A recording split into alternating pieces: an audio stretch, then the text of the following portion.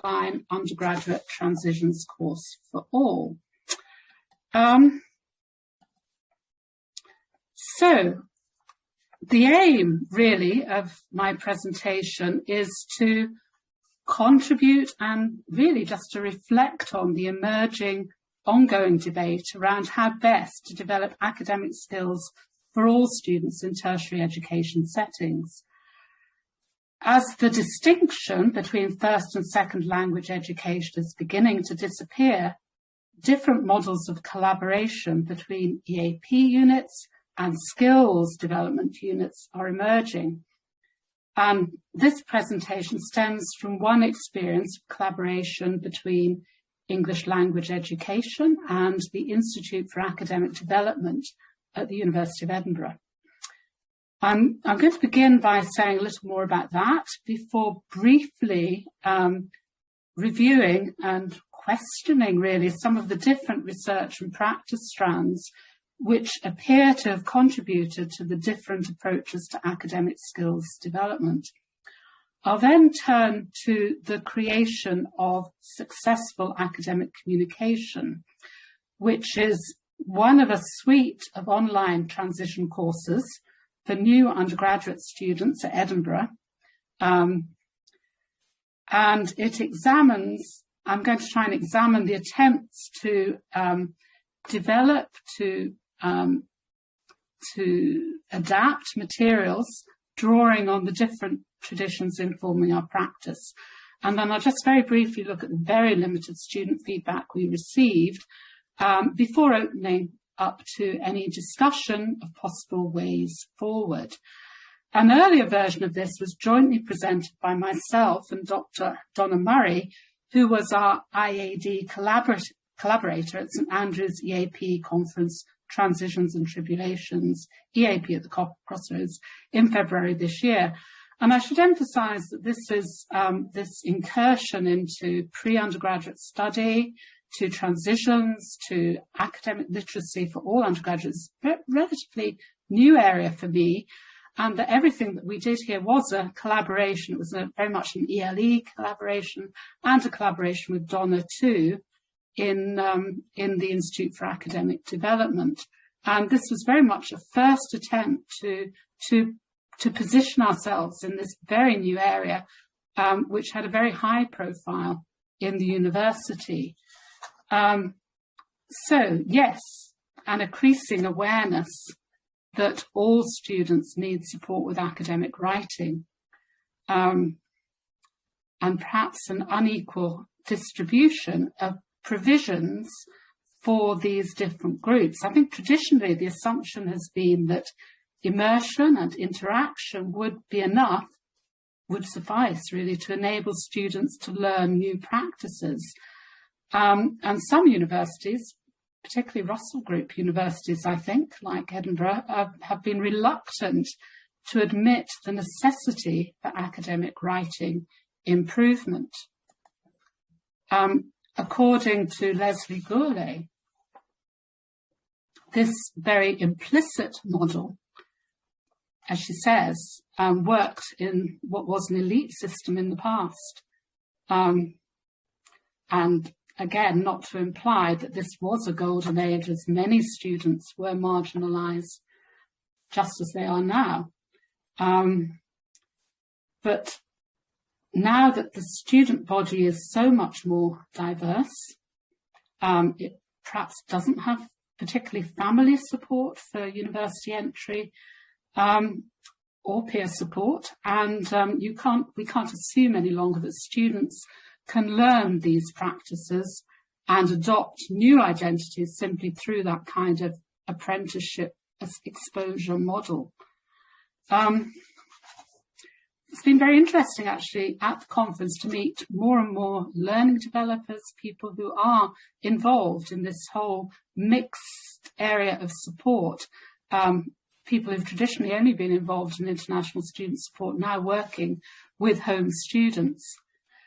Wingate and Tribble, 2012, provide a very clear account of the different research and practice traditions which underpin the work of the two different types of providers of what I'll call, even recognising that even this nomenclature may be controversial, academic skills development.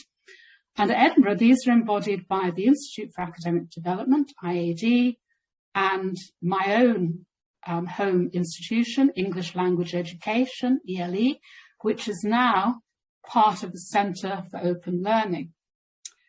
And as Wingate and Tribble point out, both types of providers have been misunderstood over the years, with proponents of the one, at best, delineating responsibilities, one for home students, the other focusing on the needs of international students, and at worst, criticising and caricaturing the other for adopting a deficit approach, not taking an inclusive approach, and so on.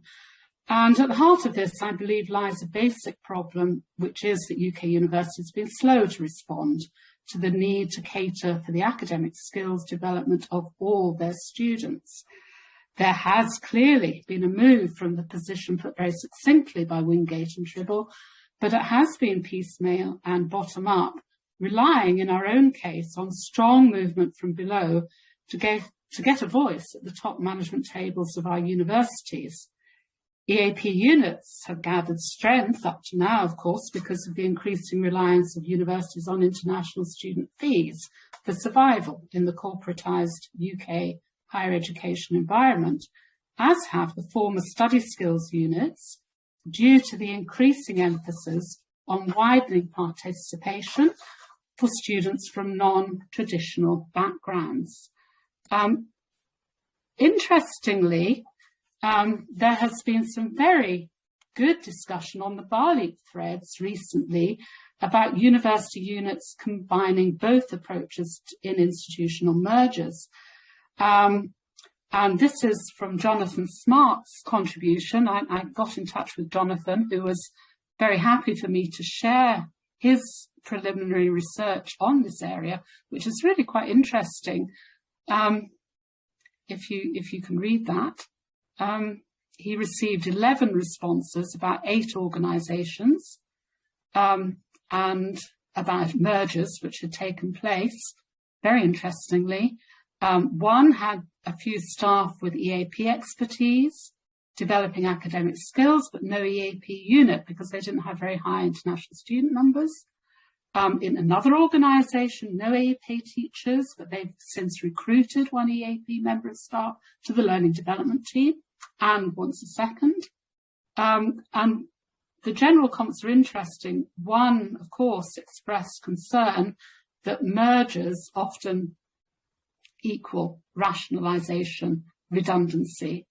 But the other felt that this was a logical and positive development for student inclusivity.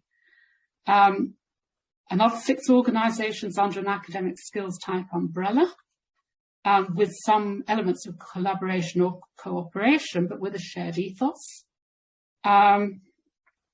One felt that there were synergies not released.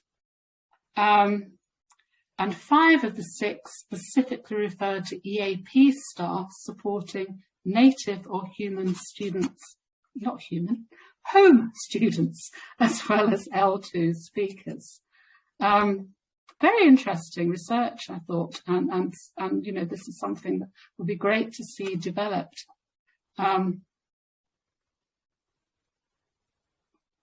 In some places, staff can do both. They can teach EAP to international students, academic literacy to home students,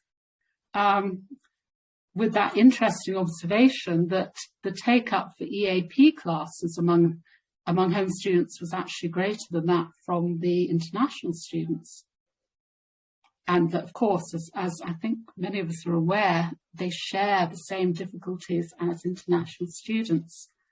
And the prediction that, given that so many universities are recruiting on ability to pay with more foundation course students, academic support will only increase. And quite a lot of positivity there. So thank you very much for that, Jonathan.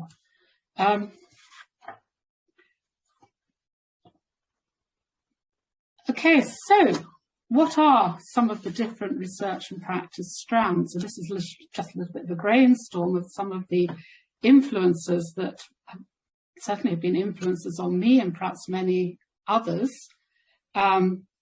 These different influences most relevant to academic writing development practitioners, and many different research and practice strands can be drawn upon, and I'm just going to try and reflect upon, unpack a few of these now. So beginning, of course, with genre, and here we have the Swales classic definition. John Swales, an always generous colleague and an inspiration to us all still. The genre analysis approach, of course, is fundamental to much of EAP course design, and it began the strong research and practice agenda, which has enabled us to find a way into making explicit for our students the implicit, tacit, discipline-specific understanding of many subject specialists.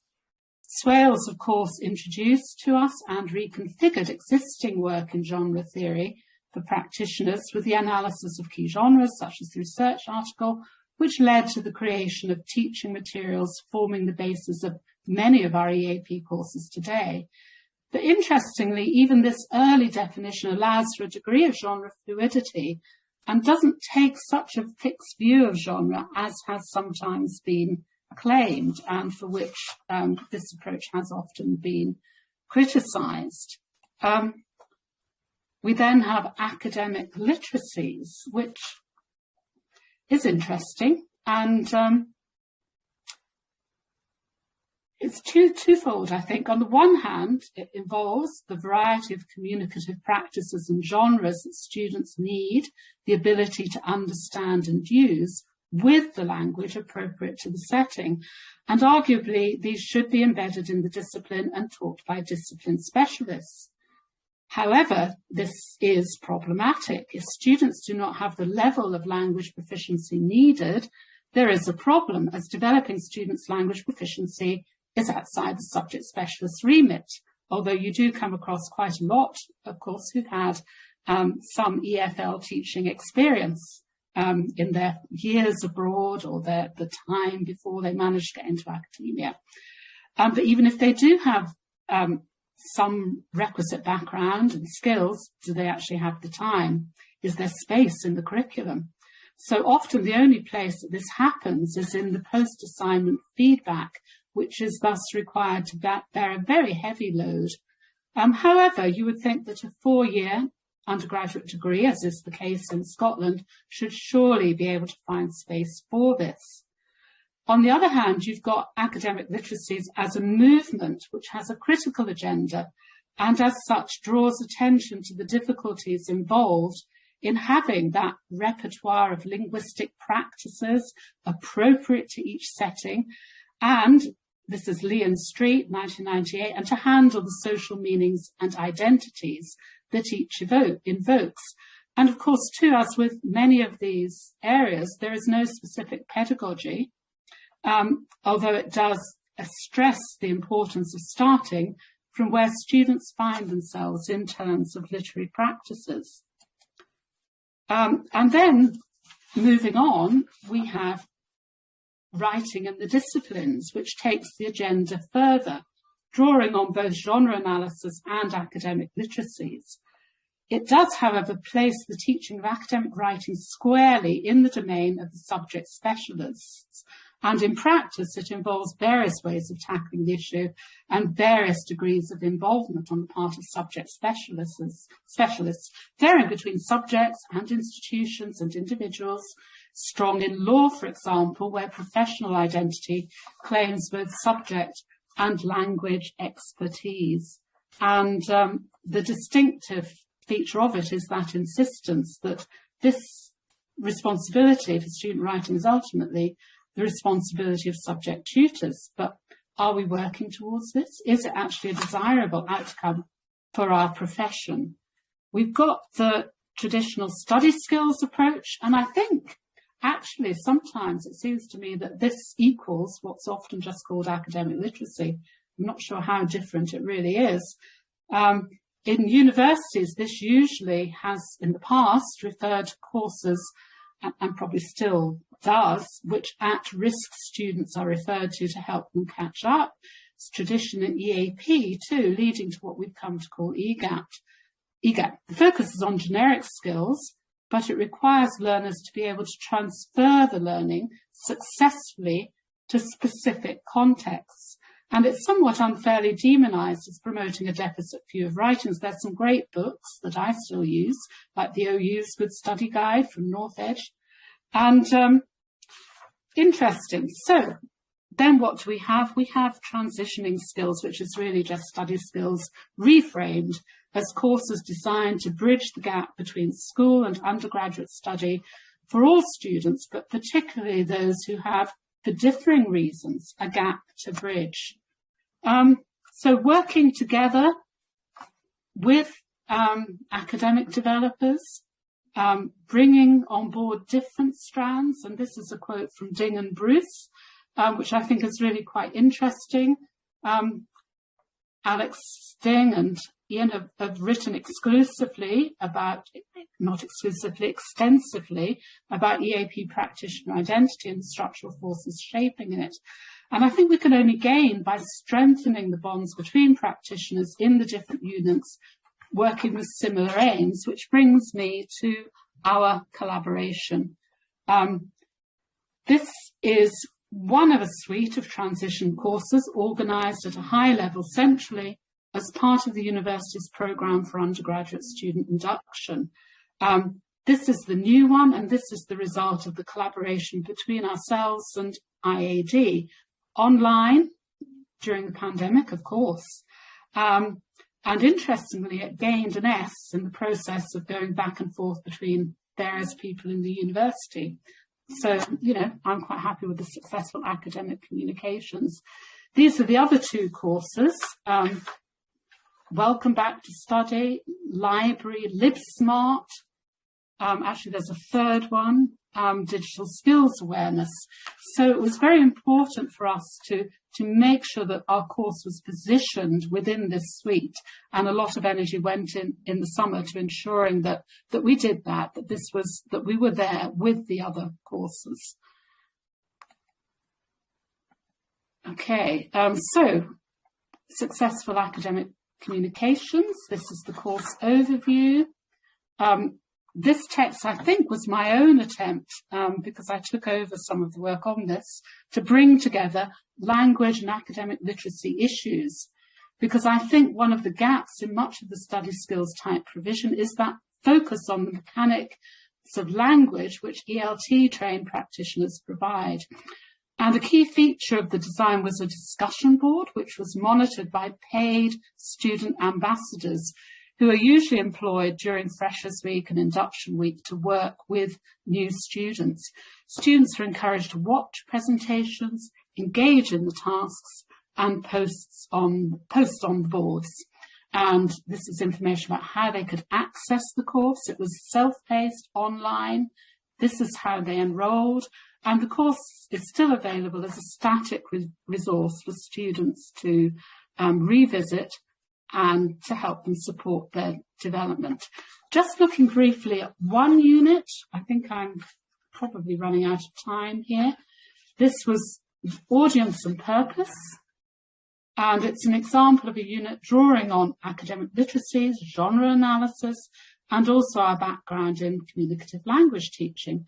I was very struck by the fact that my IID colleague viewed this in a very different light from me, really, because she thought that the most interesting thing about it was that these materials were fun and interesting, which I guess we sort of take for granted, that we need to make materials fun and interesting. So genre detectives, to get students to investigate genre conventions themselves, to find out what the expectations of their courses are before they begin. And so this is the genre detective task, which is not mine. It came from Hannah, who may be at the presentation this morning, I'm not very sure. But I thought it was a very interesting way of combining those different approaches. and to acknowledge the fact that language is discipline specific, and the support really needs to be discipline specific. So that's the genre detective task. Encouraging the students to analyse genres, to analyse their programme, course materials, and to give them a bit of a head start to beginning that academic study. This was one of the discussion board tasks. This is a reflection from one of the students. We didn't have many of these, but the interactions between the participants and the student ambassadors were interesting, and I think they were very useful. So it's just one example of a reflection. We had very limited feedback built into the platform. There's an opportunity for the students to provide feedback on the platform, and our first round of course evaluation questionnaires only got 6 responses, but the results were interesting. Although there didn't seem to be much of a gain in confidence, all the respondents said that they were likely or very likely to transfer the learning to their programmed studies. So you can see this is a first attempt. We're going to make changes in the coming year. This is just the number of hits on the website, really. Mostly the course information and materials. Interestingly, the Read Me First section had very few hits. How useful is it? I'm not wholly sure. But I suppose for me, the most useful aspect of all of this was that it was a really good opportunity for collaboration with colleagues in the Institute for Academic Development, which often depends really in Edinburgh with individuals just getting together, getting to know each other, and having that motivation to work together. Okay, that's the list of references, and there's just an interesting quote there from Marion Hicks, who did institute an institution-wide approach to English to benefit all students. I will stop there, and I should stop sharing my screen if I can find out how